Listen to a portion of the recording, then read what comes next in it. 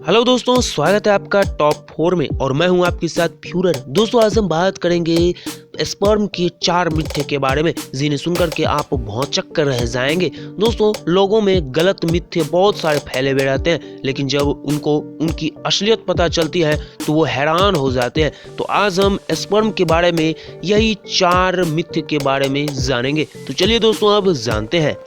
वीर्य के संग्रह से पुरुष बलवान बनता है।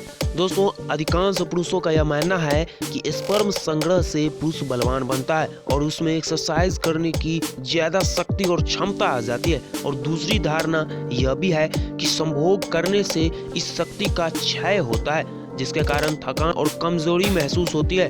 लेकिन उपरोक्त दोनों ही धारणाएं बिल्कुल तरह से गलत है, क्योंकि सच्चाई आप जान करके चौकन्ने हो जाएंगे। सच्चाई तो यह है कि संभोग करने के बाद पुरुष को मानसिक दबाव और ब्लड सर्कुलेशन की तीव्रता के कारण थकान और कमजोरी महसूस होती है।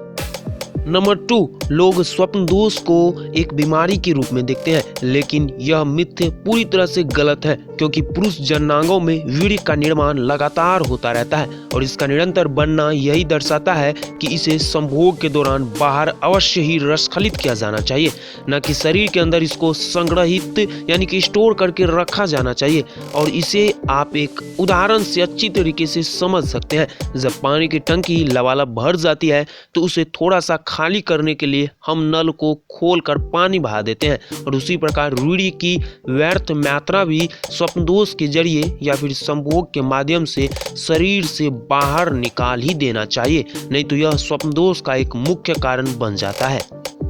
नंबर 3, लोग समझते हैं कि वीर्य का निर्माण खून से होता है, लेकिन यह मिथ्य भी गलत है। वीर्य यानी कि सीमेन एक तरल पदार्थ है जो शरीर के 2 मुख्य ग्रंथियों के स्राव से बनता है। अंडकोश में शुक्राणु बनते हैं जो पुरुष ग्रंथियों के स्राव से मिलकर वीर्य की रचना करते हैं। वीर्य का निर्माण ब्लड से नहीं होता है, बल्कि सुश्रुत में यह लिखा भी गया है कि जो भोजन हम सेवन करते हैं उससे रस तैयार होता है, और इस रस से खून, फिर खून से मांस, और मांस से मेद, और मेद से अस्थि, फिर अस्थि से मज्जा का निर्माण होता है, और मज्जा से वीर्य का निर्माण होता है। इतनी लंबी प्रक्रिया के बाद हमारे शरीर में वीर्य का निर्माण होता है। वीर्य में दोस्तों फ्रुक्टोज और एंजाइम पाए जाते हैं जो शुक्राणु को सफल निषेचन हेतु जीवित रहने में मदद भी करते हैं।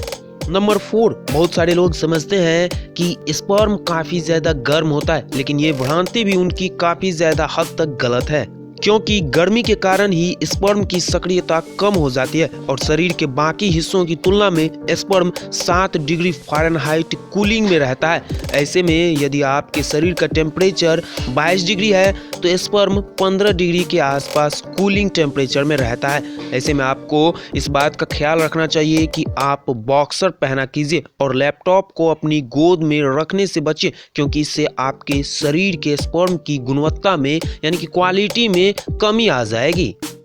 तो दोस्तों आपको जानकारी कैसी लगी हमें कमेंट सेक्शन में जरूर बताइएगा, और हमारे टॉप 4 को भी जरूर सब्सक्राइब कीजिएगा, क्योंकि हम इसी तरह के टॉप 4 वीडियोस लाते रहते हैं।